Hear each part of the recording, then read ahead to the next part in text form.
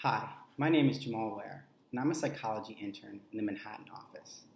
And today I'm going to be talking about perfectionism. And I'll be discussing the key differences between unhelpful perfectionism and the healthy pursuit of goals and standards of success. In today's world, establishing goals that are important to you and being adept at striving to meet your own standards of success are widely encouraged.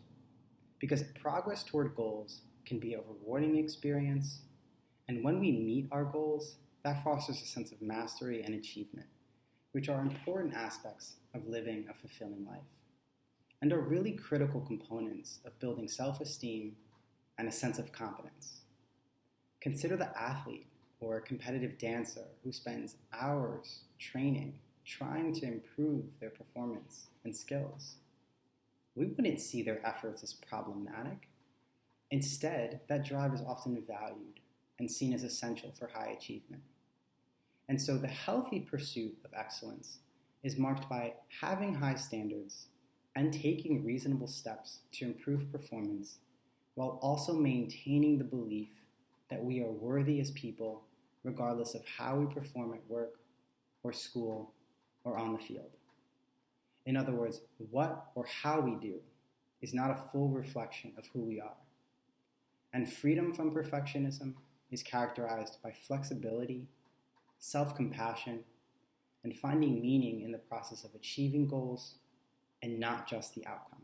In contrast, perfectionism refers to basing one's sense of self solely on performance in one or more areas of life and experiencing that intense drive to meet high standards despite adverse consequences, such as anxiety, stress, and potentially even isolation.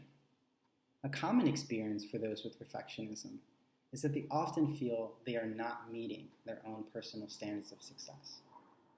And they view mistakes as evidence of unworthiness or incompetence, which leads to self-criticism and an intense fear of failure. And the way that some with perfectionism respond to this fear of failure is by avoiding the task entirely, or trying to meet high standards by any means necessary, irrespective of the ways in which that negatively impacts their life. For instance, they may withdraw from important people or relationships, or refrain from engaging in pleasurable activities until the task is complete. Perfectionism is also associated with all or nothing thinking. When a person sees events and experiences as either good or bad, perfect or imperfect, with nothing in between, that can actually lead to low levels of productivity. That is, the pursuit of perfection becomes an impediment to progress and growth. Another important element of perfectionism is what happens when a standard or goal is met, because rather than experiencing a boost in confidence, someone with perfectionism may disqualify their achievements and may go as far as to assume that the standard was insufficient, or the goal wasn't demanding enough, and therefore they're likely to reevaluate those standards, potentially making them even more stringent and unattainable, raising the bar even further, so to speak. And this can actually maintain the cycle of perfectionism in that when we increase our goals, when we increase our standards, we also increase the likelihood that we won't meet them, that we won't live up to those standards in the future, giving fuel to that part of us that holds negative self-judgments.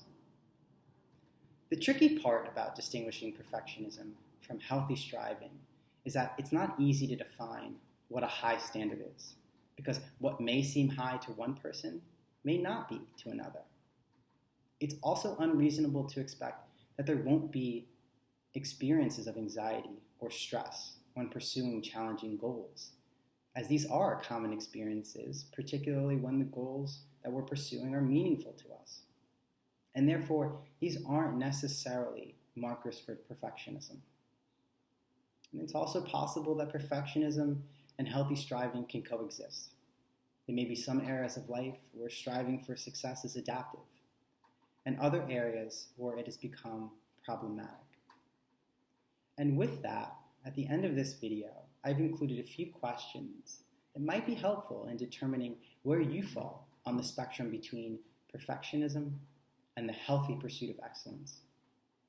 I hope this video was helpful, and I wish you all the best.